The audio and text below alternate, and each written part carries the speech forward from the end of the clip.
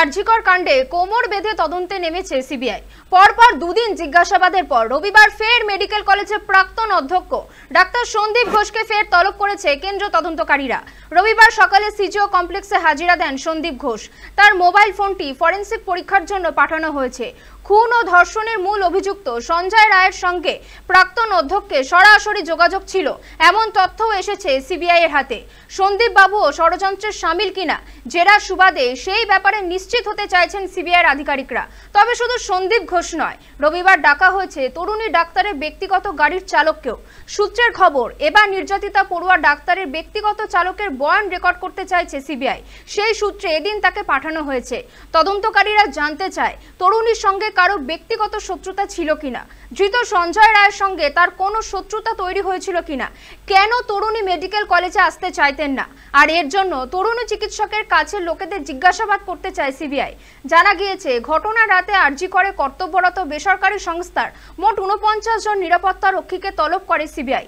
বৃহস্পতিবারই আরজিকর হাসপাতালে প্রাক্তন অধ্যক্ষ সন্দীপ ঘোষকে সিবিআই তলব করেছিল, কিন্তু তলবে তিনি সাড়া দেননি। বৃহস্পতিবার আরজিকরে যায় সিবিআইয়ের একটি টিম। বর্তমান অধ্যক্ষের সঙ্গে আধিকারিকরা আলোচনা করেন। তার কাছ থেকে বেশ কিছু নথি চাওয়া হয়। তার কাছ থেকে প্রশাসনিক কিছু তথ্যও জানতে চান সিবিআইয়ের তদন্তকারীরা, কিন্তু অধ্যক্ষ তাদের জানান, যেহেতু তিনি নতুন এসেছেন তাই অনেক তথ্যই তার কাছে নেই।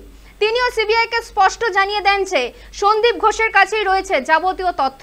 সহ সুপার সিবিআইকে জানান, তিনি নির্যাতিতা তরুণী চিকিৎসকের বাড়িতে ফোন করে তার অভিভাবকদের জানান যে তাদের মেয়ে আত্মঘাতী হয়েছে। তাকে প্রাক্তন অধ্যক্ষ নিজেই এই তথ্যটি ফোন করে বাড়ির লোকেদের জানানোর নির্দেশ দেন।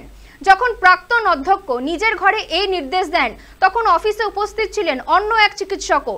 তিনি প্রশ্ন তোলেন যে প্রত্যেককেই ওই তরুণীর দেহটি দেখেছে।